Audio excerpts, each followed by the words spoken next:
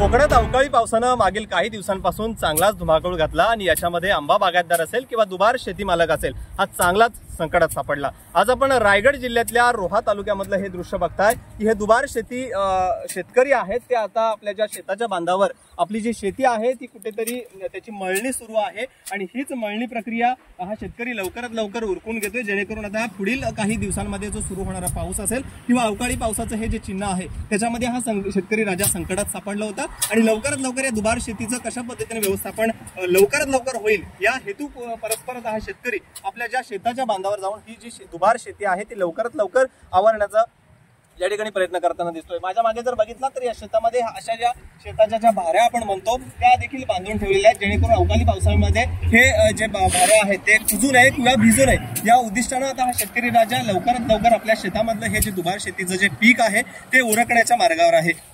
त्यामुळे आता हा शेतकरी राजा संकटात सापडलेला आहे। अवकाळी पावसाची कोणत्याही वेळेत या ठिकाणी आगमन होण्याची दाट शक्यता नाकारता येत नाही। गणेश मापळकर, एबीपी माझा, रायगड। एबीपी माझा, उघडा डोळे बघा नीट।